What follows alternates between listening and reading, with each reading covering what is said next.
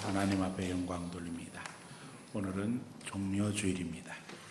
예수님이 예루살렘에 입성하실 때 사람들이 종려나무가지를 흔들며 찬양했기 때문에 붙여진 이름이며, 오늘은 또 고난주간의 시작이 됩니다. 고난주간 그리스도의 십자가를 더욱 묵상하며 예수님 앞에 더 가까이 나가는 성도들 되시기를 축원합니다. 우리가 평소에 인사했던 것과 달리 오늘은 예수님 십자가로 승리하셨습니다. 서로에게 인사 나누기 원합니다. 예수님 십자가로 승리하셨습니다. 예수님 십자가로 승리하셨습니다. 이 승리가 여러분에게도 승리가 되는 줄 믿습니다.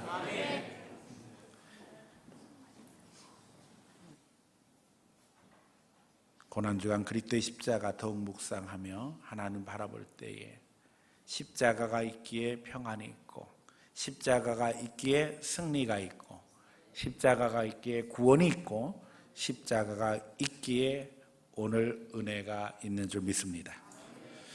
고난주간은 예수님께서 예루살렘에 입성하심으로부터 시작됩니다. 그때 사람들이 종려나무 가지를 흔들었는데 그 종려나무를 헬라어로는 호이닉스라고 합니다. 그런데 그 호이닉스라는 말의 뜻은 불사, 영생이라는 뜻입니다. 우리가 불사조를 휘닉스라고 그러죠. 이 휘닉스의 어원입니다. 그냥 종려나무 가지를 흔들었다고 하니까 사람들이 단지 평화를 상징하고 그 나뭇가지를 흔든 것으로 생각하는데, 사실은 그 이상의 의미를 가지고 있어요. 예수님의 영생, 이 부활의 역사를 기대하며 그 종려나무 가지를 흔들었던 것입니다. 더욱이 너무나도 이 예수님의 입성이 감격스러운 것은, 이스라엘 사람들은 역사 속에 있었던 솔로몬 왕이 행차를 기억하고 있었습니다. 솔로몬 왕이 왕위를 받기 위해서, 즉위식을 위해서 올라가던 그 길을 예수님께서 따라서 올라가셨습니다. 기온샘에서부터 시작해서 예루살렘으로 올라가는 길입니다. 솔로몬은 노새를 탔다고 알려졌는데 예수님이 이제 나귀를 타고 올라가시고 계십니다. 솔로몬은 메시아의 모형이었습니다.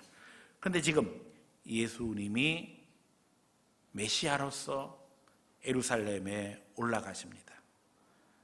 더욱이 우리가 아는 것처럼 선지자 스가랴는 메시아의 오심을 이미 예언했는데, 우리가 읽은 본문 앞에 부분 21장에 보면 스가랴 9장 9절을 인용해서 증거하고 있습니다. 시온 딸에게 이르기를 내 왕이 내게 임하나니 그는 겸손하여 나귀 곧 멍에 매는 짐승의 새끼를 탔도다. 그런데 예언하신 모습 그대로, 그리고 누구나 다 아는 솔로몬의 즉위식을 상상케 하는 그 광경이 벌어지고 있습니다. 사람들은 종려나무 가지를 잘라 흔들며 호산나를 외칩니다. 진정한 구원, 이제 하나님의 구원이 임하기를 소원하며 노래합니다. 예루살렘에 올라가신 예수님은 우리가 아는 것처럼 성전을 정결하게 하시며 사역을 시작하십니다. 메시아의 모형인 솔로몬은 성전을 건축하는 자이었습니다. 그런데 이제 메시아로 세상에 오신 예수님은 성전을 다시 세우시는 분으로 자신을 드러내십니다. 이 성전을 헐라 내가 3일 만에 다시 일으키리라. 안타까운 것은 그 당시 성전이 예수님 말씀하신 대로 강도의 소굴이 되고 말았습니다. 제사장들은 로마 정부의 눈치를 보면서 뇌물을 바쳐서 자기 자리를 유지하는 데 급급해 있었어요. 그래서 장사판을 벌리게 하고 그들에게 이제 돈을 갈취하고 그것을 모아서 로마 정부의 받침으로 자기들도 유익을 누리고 로마 정부도 이렇게 하고 있었습니다. 저는 그 모습을 보며 너무나도 안타깝게 이 성전을 헐라 말씀하셨던 것입니다. 이제 예수님은 성전이 되시며 또한 제사장이 되시며 죄물이 되셔서 우리를 구원하실 사역을 향해 나가고 계시는 겁니다. 그런데 그때 대장들과 또 당시의 기득권자 장로들은 나와 예수님께 질문합니다. 무슨 권위로 이런 일을 행하며 누가 이 권위를 주었느냐? 사실 답변은 아주 간단합니다. 이 권위는 하나님이 주신 권위고 예수님은 지금 하나님의 일을 하고 계시는 것입니다. 하지만 예수님은 직답하지 아니하시고 오히려 그들에게 역질문으로 도전하셨습니다. 요한의 세례가 어디에서 온 것이냐? 그들은 대답을 피하고 의논하기 시작합니다. 그러면 서로 말합니다. 하늘로부터 왔다 하면 왜 믿지 않았느냐 할 것이고 사람으로부터 왔다 하면 왜 믿지 않았느냐? 사람으로부터라 하면 다수가 세례 요한을 선지자로 여기기 때문에 백성이 무섭다. 그들이 이렇게 표현하고 있습니다. 그래서 이렇게도 말하지 못하고 저렇게도 말하지 못하고 오늘 본문에 보니까 뭐라고 말해요? 우리 모른다. 그랬더니 예수님 뭐라고 그러세요? 너희도 답하지 아니하니 나도 답하지 않겠다 하시면서 두 아들의 비유를 하시죠. 큰 아들은 밭에 가서 일하겠다 하고 순종하지 않고 둘째는 못 가겠다 하고는 순종했다. 진짜 순종한 자가 누구냐? 당연히 둘째 아들이겠지요. 그러면서 첫째 아들은 바로 당시의 기득권자들이고 둘째 아들은 세리 장녀 같은 그야말로 세상에서 비난받는 자들임을 이야기하시면서 오히려 기득권을 가지고 횡포하며 하나님을 바로 섬기지 않던 이들을 향해 도전하시는 것을 보게 되어집니다.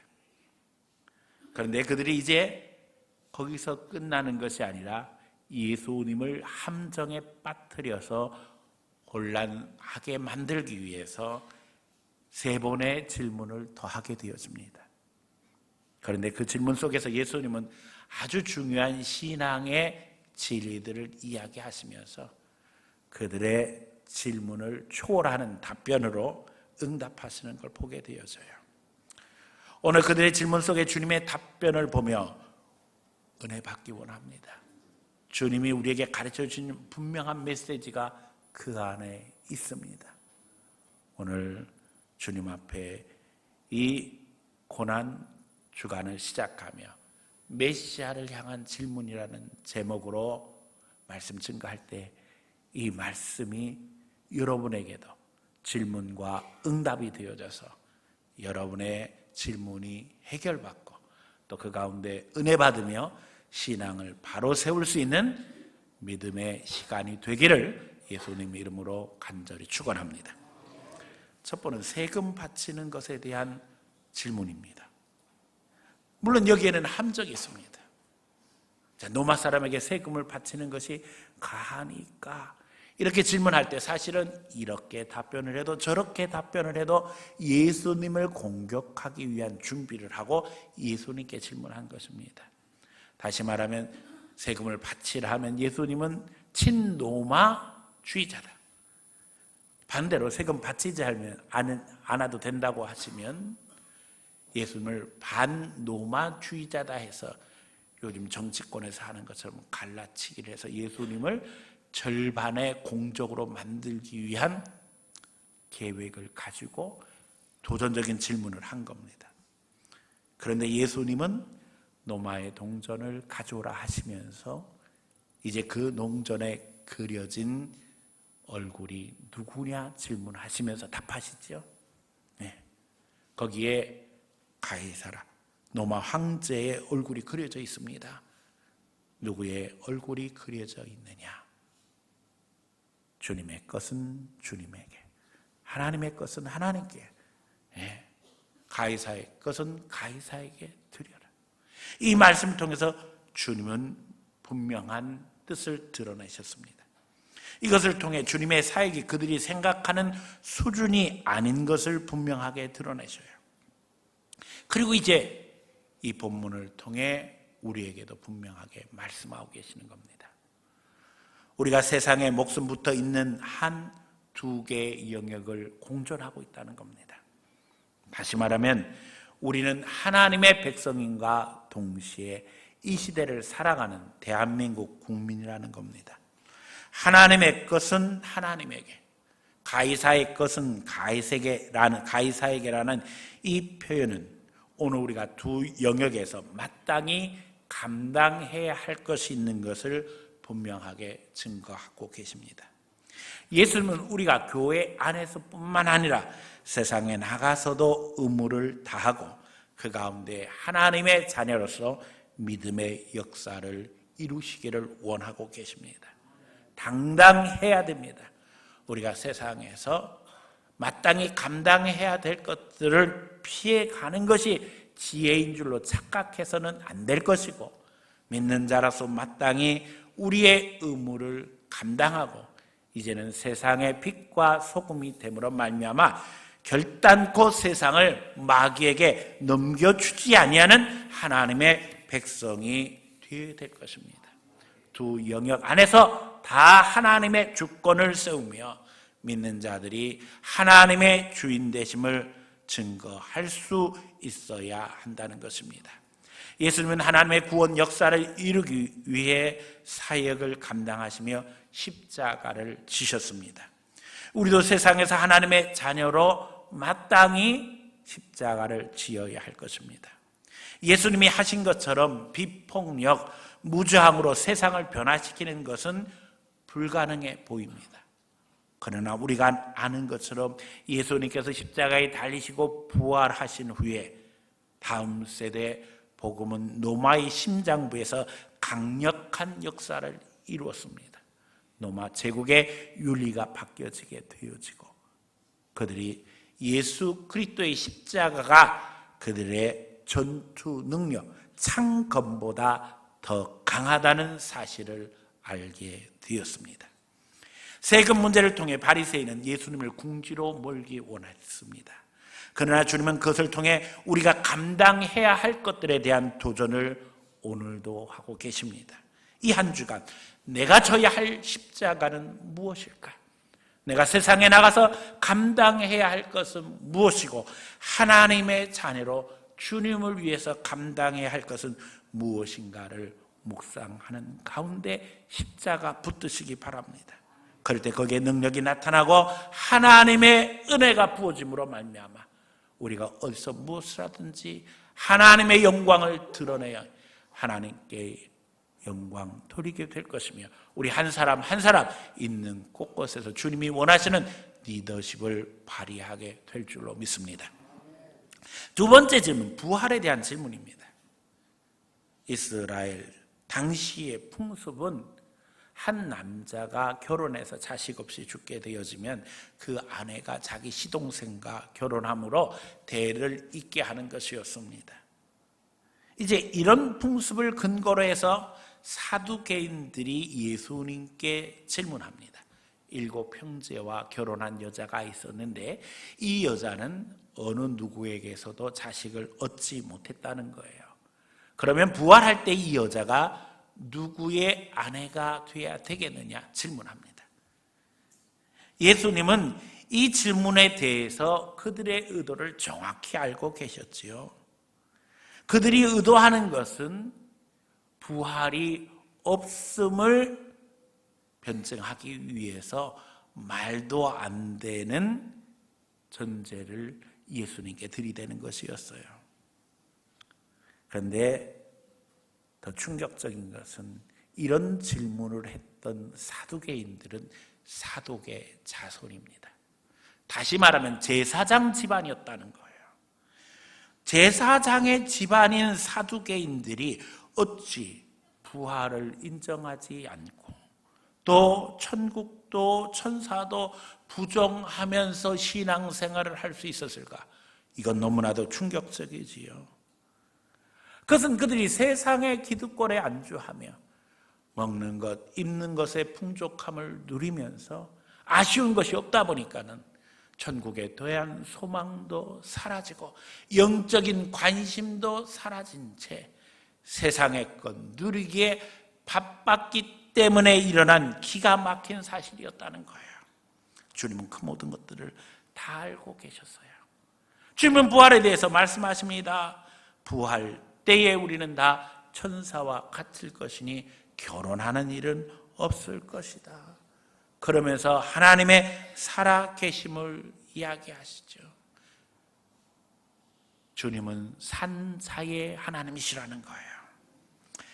우리는 다음 주일 부활절을 맞이합니다.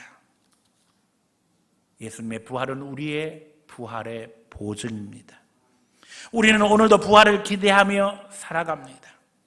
부활에 도전하는 사두개인들에게 주님은 오히려 부활을 강조하며 하나님을 부를 때 아브라함의 하나님, 이삭의 하나님, 야곱의 하나님이라고 부를 수 있는 것은 그들이 단지 과거의 인물이 아니라 이제 살아있는 자로 부활을 갈망하는 존재이기 때문임을 강조하고 계십니다. 세상 사람들은 우리의 영혼이 육신을 떠날 때 그것을 죽음이라고 이야기하지요. 그러나 영적 죽음은 하나님과 우리가 분리되는 것을 의미합니다. 그러므로 우리가 하나님과 분리되지 아니하고 주님과 늘 함께하게 되어질 때 죽어서도 천국이요 살아서도 천국이 돼 우리가 죽음을 볼 때 이제는 육신은 땅에 묻히게 되어지지만 영원한 영생을 기대하며 성경은 약속하시기를 예수 재림하실 때 흙으로 돌아갔던 육신이 영혼과 다시 결합함으로 주님을 맞이할 것을 말씀하고 있는 것을 우리는 성경을 통해서 확인하게 되어집니다. 주님은 죽은 자의 하나님이 아니십니다.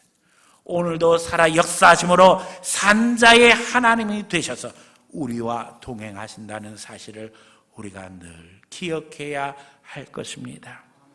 우리는 부활을 갈망하며 삽니다. 부활은 단지 죽었다가 살아나는 것이 아닙니다. 예수님이 부활하신 후에 제자들이 알아볼 수 없었던 것처럼 변화된 모습, 완전한 예수님의 모습처럼 변화될 것을 약속하고 계십니다. 그러기에 가장 아름다운 것, 가장 선한 것을 갈망하며 우리는 예수님의 부활 속에 우리의 부활을 믿으며 기대하며 살 수 있는 것입니다. 이제 부활절을 기대하며 예수 생명으로 체험받아 영생의 소망 가운데 영생의 나무 종려나무를 흔들었던 그 기쁨이 우리의 기쁨이 되기를 축원합니다. 세 번째는 가장 큰 계명에 대한 질문입니다. 율법 중 어느 계명이 제일 크냐는 질문에 예수님은 답하십니다. 내 마음을 다하고 목숨을 다하고 뜻을 다하여 주 너의 하나님을 사랑하라. 이것이 첫 계명이고 둘째는 그와 같이 이웃을 사랑하라는 것이라고 말씀하십니다. 우리가 아는 것처럼 이것은 율법의 요약이며 십계명을 정리한 것입니다. 십계명 돌판이 두 개지요. 첫 번째 돌판은 하나님께 대한 것이고 두 번째 돌판은 사람에게 대한 것입니다. 첫 번째 돌판은 원칙입니다. 그리고 두 번째 돌판은 적용입니다. 다시 말하면 하나님을 사랑하는 것을 이웃 사랑을 통해서 적용하고 실천함으로 하나님을 증거하라는 하나님의 명령이 거기에 담겨져 있습니다. 주님은 이 말씀을 통해 우리가 하나님을 섬기는 마음으로 이웃을 사랑해야 할 것을 가르치고 계십니다. 사실 이것이 오늘 현대 민주주의의 기본 정신이며 또 우리가 그 가운데서 신앙의 의미를 발견해야 됩니다. 종교개혁 이후에 하나님의 말씀으로 돌아가야 한다고 하는 기독교는 교회 안에서 민주주의를 실천하게 되었습니다. 그것이 가능했던 것은 한 사람 한 사람을 하나님의 형상과 모양으로 인정할 수 있었기에 가능한 것이고, 특별히 교인들은 그 마음 심령에 성령님이 함께 하시기에 우리가 서로를 존중하는 것이 성령을 존중하는 것이고, 성령이 오심으로 말미암아 우리가 다양한 은사와 직분을 통해서 거룩한 교회를 이루는 것을 우리가 알기에 서로의 다양성을 존중할 수 있는 것을 실천하게 된 것입니다. 그런데 오늘 우리 한국 현대 민주주의는 왜 그렇지 못할까요? 신앙의 기본 정신, 다시 말하면 신앙 없는 민주주의, 껍데기만 배워와서 민주주의를 실천한다고 하니 오늘 우리의 정치 꼴을 보면 기가 막히게 그지없어요. 이상한 독재자들이 판을 치고 자기 마음 자기 뜻대로 국민을 무시하고 행동하는 이 안타까운 모습을 우리가 지금 눈으로 목격하면서 기가 막히게 안타깝습니다. 여러분, 그래서 우리가 복음 전해야 된다는 거예요. 그들의 문제는 다른 게 아니에요. 복음을 모르기 때문에 그런 거예요. 대통령이 어려서는 교회 다니고 심지어는 목사 되는 게 소원이었다고 그랬는데 지금 교회 다녀야 한다니. 보니까는 절기에만 교회를 가더라고요. 교회는 절기에만 가는 데가 아닙니다. 매주 출석해서 예배하는 곳이 신앙 공동체예요. 야당 대표 다 아는 사람인데 어느 교회 집사라고 사칭했다가 그 교회에서 아예 목사님이 설교 시간에 얘기했잖아요. 그 사람은 우리 교회 집사 아닙니다. 정치하는데 종교를 이용하고 자기 마음대로 자기 뜻대로 하려고 하는 이 안타까운 일들이 왜 벌어지고 있느냐 이거예요. 결국 신앙 없는 민주주의의 껍데기만 배운 거예요. 우리의 신앙은 너무나도 귀합니다. 하나님을 사랑하는 마음으로 이웃을 사랑하는 것이 주님의 뜻이기 때문에 이것을 실천하며 지켜온 것이 기독교 신앙의 핵심입니다. 그래서 교회 안에서 먼저 민주주의를 실천했고, 또 이제 그것이 나아가 세상을 변화시킴으로 말미암아 오늘 전 세계 모든 국가가 민주주의가 세계 최고의 정치 원리인 것을 모두 다 고백하는 시점이 된 것입니다. 이제 그들의 질문은 끝났습니다. 그런데 거기에 예수님께서 질문하십니다. 너무나도 잘 아는 시편 110편 말씀을 가지고 그들에게 도전하십니다. 주께서 내 주에게 말씀하시기를 너는 내 원수로 발등상 되게 하기까지 내 우편에 앉아 있으라 하셨는데 어찌해서 다윗이 메시아를 주라고 고백했느냐? 시편 110편 말씀을 가지고 예수님께서 그들에게 도전하시는데 그들이 아무 말을 못해요. 주라고 부르는 것은 이스라엘 사람들은 하나님께만 그렇게 할 수 있어요.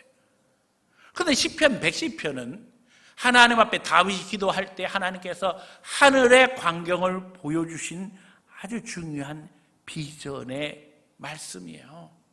그런데 거기에서 여호와께서, 우리 성경에는 이제 시편 110편에 이렇게 되어 있어요. 여호와께서 내 주에게 말씀하시기를. 그런데 이제 히브리 사람들은 여호와라고 감히 말하지 못하므로 내 주께서 내 주에게 말씀하시기를. 신약 성경에서 예수님께서 이 부분을 인용하실 때는 그렇게 하셨어요. 그런데 앞에 주는 아버지 하나님이 여호와이신 것이 분명한데 뒤에 주는 누구냐 이거예요. 우린 다 압니다. 그 뒤에 주가 누구예요? 예수님이에요. 인간의 육신을 입고 이 세상에 오실 하나님의 아들입니다. 그때 아버지가 아들에게 말씀하시는 거예요. 내 원수로 내 발등상 되게 하기까지. 이 말의 뜻은 네 발 앞에 무릎 꿇게 하게 하기까지 내 우편에 앉아 있으라. 우편이 상징하는 게 뭐예요? 하나님의 권력, 권위, 위엄을 이야기하는 거거든요. 그러니까 마귀를 이길 때까지 아버지 하나님께서 아들 되시는 예수 그리스도를 끝까지 지키시고 보호하시는 것을 이야기하는 것인데 우리는 이 말씀을 제대로 압니다. 그런데 이 부분에서 예수님이 당시의 기득권자들에게 이야기하는 거예요. 어찌해서 다윗이 메시아를 향해서 주라고 이야기했느냐? 설명해봐라. 왜냐하면 당시의 모든 사람들은 메시아가 다윗의 자손으로 올 것이라는 예언을 너무나도 잘 알고 있었거든요. 그래서 그들은 혼란스러웠던 거예요. 하지만 우리는 하나님의 아들이 인간의 육신을 입고 오실 때 다윗의 혈통을 따라 다윗의 자손으로 오신 것이기 때문에 너무나도 자연스럽게 이 말씀을 이해합니다. 그런데 그들은 거기에 답할 수 없었던 거예요. 아무 말도 하지 못할 때 주님은 이제 그들을 향해 확실한 답변을 하시는 거죠. 그런데 처음 질문이 무엇이었던 거 여러분 기억하세요? 예. 무슨 권위로 하느냐? 누가 이 권위를 주었느냐? 지금 주님은 사실은 시편 110편을 통해서 확실히 답변하신 거예요. 누가 그 권위를 주셨어요? 아버지 하나님께서. 누구에게? 예수님에게 권위 주신 거예요. 그 권위를 가지고 지금 주님은 뭘 하시는 거예요? 사탄의 세력을 진멸하시는 거예요. 이것이 구원의 역사고, 이것이 십자가의 역사고, 이것이 보혈의 역사입니다. 주님은 질문을 통한 그들의 도전 속에 하나님의 주권과 부활의 진리, 그리고 이제 하나님이 원하시는 사랑에 대해 분명하게 이야기하심으로 우리가 알아야 할 핵심 진리들을 증거하고 계십니다. 고난주간 우리 모두 다 그리스도의 십자가를 묵상하며 주님의 진리를 마음속에 되새기는 성도들 되시기를 축원합니다. 낮아진 모습으로 세상에 오셔서 성전이 되시고 제물이 되시고 제사장이 되신 예수님을 묵상하는 한 주간이 되기를 원합니다. 세상에 나가 하나님의 백성으로 주님의 주권을 묵상하며 내가 세상에서 져야 할 십자가가 무엇인가 하나님 앞에 기도하며 여쭤볼 수 있는 성도들 되시기를 축원합니다. 무엇보다도 주님 사랑함으로 이웃에게 사랑을 실천하는 한 주간이 되기를 원합니다. 우리는 블레싱 데이를 준비하면서 이제 예배 신자를 작정하고 이름을 적었습니다. 여러분 아직도 소모임에서 여기 이름 안 적으신 분들이 있으세요? 다 이름 적으세요. 여러분 눈 감고 기도할 때 생각나는 이름들 하나님 앞에 적고 어떡하라고 그랬어요? 이제는 그분에게 뭘 얻어오라고요? 기도 제목을 얻어오라는 거예요. 막연히 전도하기 위해서 노력할 것이 아니라 이름을 적고 내 마음속에 떠오르는 그 사람들에게 다가가서 기도 제목을 물어보면 전도는 50% 성공입니다. 왜요? 그 기도 제목을 붙잡고 기도할 때 누가 역사하시는 거예요? 성령이 역사하시는 거예요. 하나님 이 영혼을 불쌍히 여기시고 이 기도 제목을 통해서 주님이 은혜를 주시옵소서. 그러면 영적인 리더십이 내게 생기는 거예요. 그러면 이제 그 영혼을 하나님 앞에 초청할 수 있어요. 오늘 이 한 주간은 십자가를 묵상하면서 그 영혼들의 기도 제목을 얻고 그 기도 제목을 가지고 하나님 앞에 기도하기 원합니다. 구역에서 모여서 기도하고 전도에서 모여서 기도하고 서로 기도함으로 영혼을 하나님 앞에 인도하는 한 주간 되기를 원합니다. 한 주간 내내 새벽 기도에 특별히 고난주간 작정 새벽 기도회로 영광 돌립니다. 릴레이 금식을 하며 주님의 십자가를 묵상하는 대회에 여러분들도 참여하시기 바랍니다. 금요일에는 성례식이 있습니다. 우리가 1년에 2번 성찬을 행하게 되어지는데 성탄절과 부활절 기준으로 고난주간 금요일에 성찬식이 있습니다. 이날에는 세례도 있고 학습도 있고 입교도 있습니다. 처음 교단 정책에 따라서 어린이 세례를 실시하기도 합니다. 하나님 앞에 이제 믿음으로 고백하고 새로운 신앙을 출발하는 이들을 축복하며 그리스도의 보혈을 기억하되 이 보혈의 능력이 우리 모두를 다 덮어서 부활 생명, 구원의 감격 속에 부활절 맞이할 수 있기를 축원합니다. 부활절에는 1부 예배 없습니다. 2부 예배 온 가족 예배로 드립니다. 어린아이들도 다 같이 참여하고 또 여러분들도 가족을 다 초청할 수 있는 시간이 되었으면 좋겠습니다. 새벽 예배는 촛불 예배로 영광 돌립니다. 또 부활절 예배를 준비하면서 우리 1부 예배 찬양대, 2부 예배 찬양대 합쳐서 지금 칸타타 준비하고 있습니다. 하나님 앞에 아름다운 찬양을 준비하는 찬양대에도 주님 은혜가 있기를 원하고 또 함께 모여서 예배하고 또 맛있는 음식도 준비해서 기쁘고 즐겁고 행복한 부활절이 되기를 소원합니다. 이제 십자가를 붙들므로 말미암아 예수 생명의 은혜를 체험하고 이 십자가를 통해 마귀 권세, 사탄의 권세를 이기신 예수님을 높이시는 가운데 우리도 십자가 붙들고 승리하는 한 주간이 되어지기를 예수님 이름으로 간절히 축원합니다.